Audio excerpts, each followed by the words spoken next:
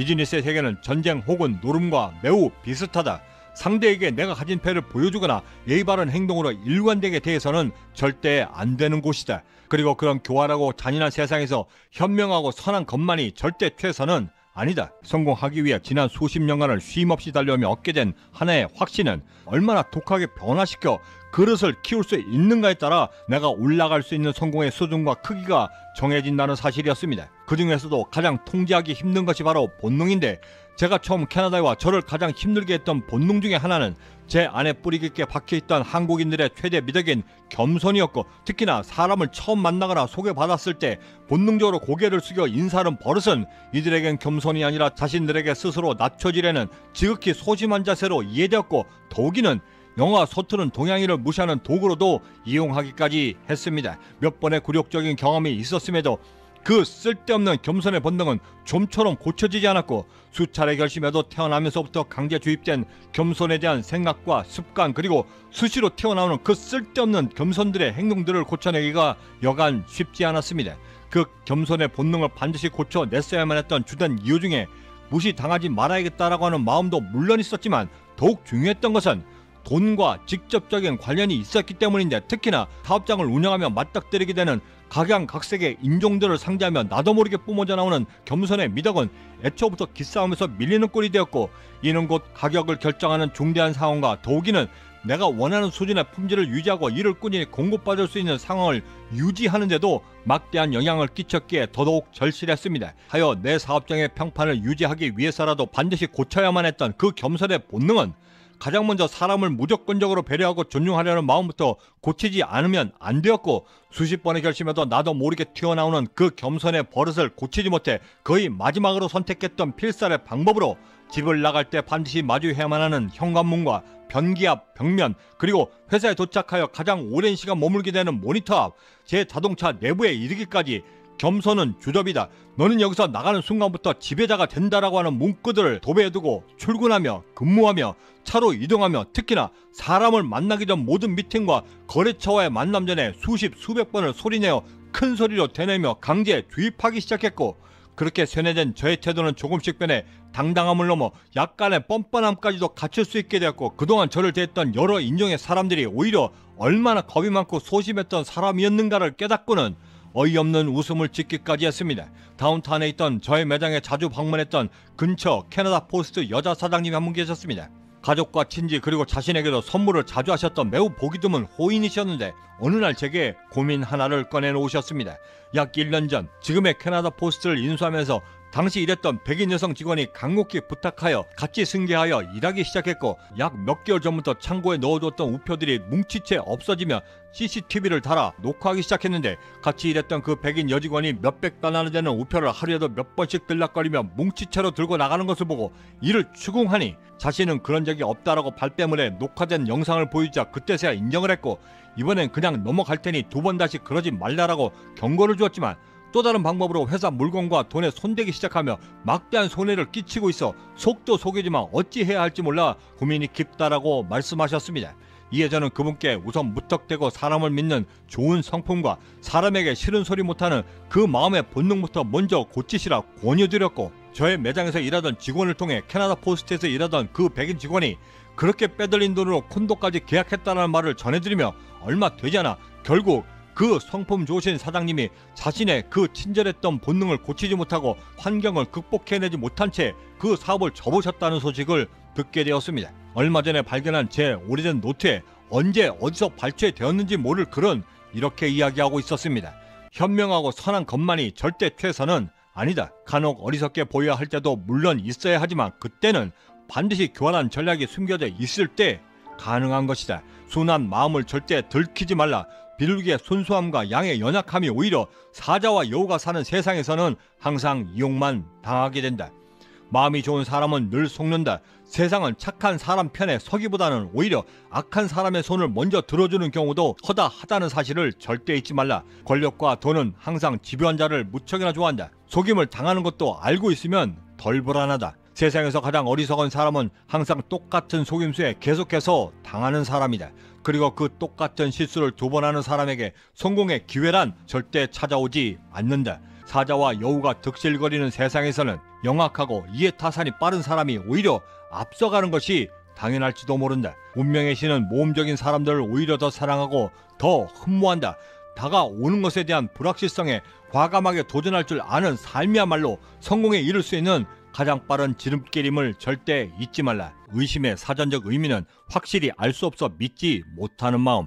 지난 수십 년간의 경제적 자유에서의 의심은 저를 지혜롭고 매우 날카롭게 만들어 세상의 모든 위험에 슬기롭게 대처가 가능하도록 만들어주었고, 성공에 최적화될 수 있도록 진화까지 시켜 무사히 꿈을 이루도록 저를 지금껏 이끌어 주었습니다. 그리고 이것이 바로 오늘 또 다른 성공을 위해 하루를 시작하는 우리가 가장 두렵게 여기고 철저하게 준비해야만 하는 성공 목표를 위한 성공 실전 훈련법 18번째 이야기입니다. 세상이 갖고 있는 본래의 본성은 자신이 갖고 있는 모든 경험들을 말하며 반드시 부풀려 말하기를 절대 주저치 않고, 거기에 자신의 추측과 억측 그리고 상상까지도 더해 이를 재현해내며 결과까지도 심하게 왜곡시켜 과장되게 하여 그렇게 생긴 말과 행동, 생각으로 다른 사람에게 상처 주기를 전혀 개의치 않고 그 피해가 자명함에도 책임은커녕 오히려 이를 즐기기까지 합니다. 그런 속성들이 가득한 세상 속에서 나의 꿈을 지켜 그 모든 성공의 여정을 무사히 끝낼 수 있도록 하기 위해서는 우리에겐 아주 합리적이고 실증적인 의심이 반드시 필요한 것입니다. 그 합리적인 의심을 보다 기질로 갖기 위해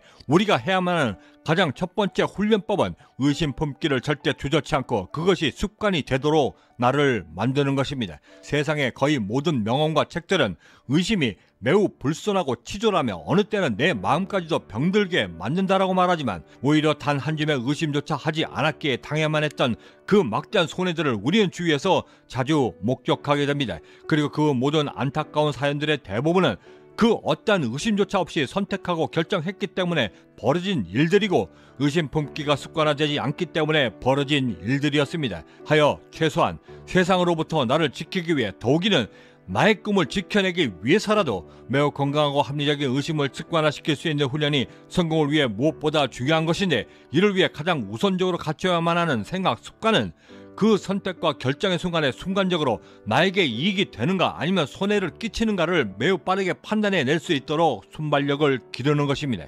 이것이 가능하도록 하기 위해 가장 먼저 습관적으로 제 아무리 사소한 순간일지라도 내 스스로에게 끊임없이 질문을 던지고 의문을 품어 그 선택에 대해 후회가 없도록 나를 끊임없이 단련하고 훈련시켜야만 하는 것입니다. 나는 왜 이것을 하려 하는가? 지금 하려고 하는 것이 반드시 필요한가? 이것을 했을 때 나에게 어떤 이익이 생기는가? 지금의 이 선택을 하게 된다면 나는 그 기회 비용들과 가치까지도 충분히 감당해낼 수 있는가? 그렇다면 그 모든 것들을 감수하고서라도 나는 꼭 이것을 해야만 하는가? 그 모든 합리적인 질문들과 의심 그리고 의문들이 평상시에도 아주 자연스럽게 이루어지게 되면, 중고차를 사러 갔을 때 그 자리에서 선택하기를 종용받거나 어느 날 갑자기 전화가 와 매장을 홍보해 주겠다라고 하며 결제를 일시불로 할 것을 선택당했을 때 최소한 한 번 이상은 그들의 그 친절하고 간사한 권유나 제안 뒤에 숨겨져 있는 진짜 얼굴을 간파할 수 있게 되고, 이것이 내 목적과 부합되는지 내 스스로가 점검이 가능하게 되면서는 내 간절함과 절박함을 이용하여 자신의 이익을 부풀리려는 그들의 숨겨진 의도가 보이기 시작하고, 그때가 되었을 때 선택을 유보하고 좀 더 여유 있는 마음과 시간까지도 벌어 옳은 선택을 할 수 있는 힘까지 얻게 되는 것입니다.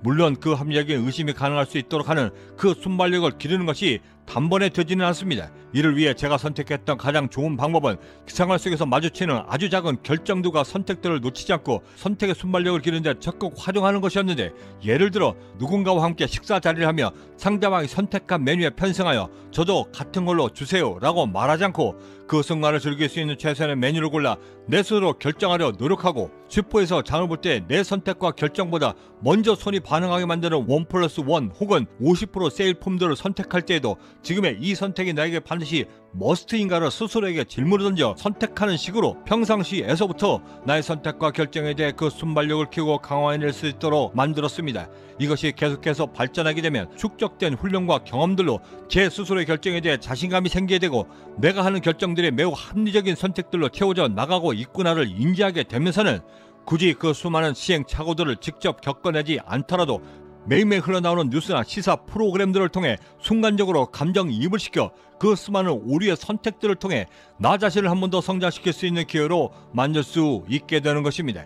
저는 그 기회를 더욱더 강력하게 만들기 위해 비록 뉴스나 시사 프로그램에서 얻게 되는 간접 경험이라 할지라도 논문을 쓰듯 상황별로 정리하며 기록으로 남기기까지 하는데, 그 기록들이 거듭되면서는 저를 급격히 성장시켜 기존의 세상을 매우 다른 시선으로 바라볼 수 있는 힘과 어떻게 해야 후회로부터 자유로운 결정을 할 수 있고, 또한 그 결정을 통해 나의 꿈을 어떻게 완성시킬 수 있는지 그 수단과 방법들까지 제시받아 세상으로부터 나를 보호하는 방어막은 물론 내 소중한 가족들까지도 지켜낼 수 있는 힘을 또한 얻기까지 했습니다. 우리는 보통 후회하는 일을 당하게 되면 그 일을 회피하려 들거나 두려워 두 번 다시 보지 않으려는 습성이 있습니다. 심지어 그것이 트라우마로 굳어져 그 후회스러웠던 일들이 시도 때도 없이 계속해서 나를 괴롭히고 운명을 거슬러 성공을 결심하고자 했을 때에도 거장 걸림돌이 되기까지도 하는데, 최소한 운명을 바꾸고자 하고 적어도 똑같은 실수를 하지 않기 위해서라도 선택을 잘못하여 후회를 낳게 만든 결정들에 대해서 철저하게 분석하고,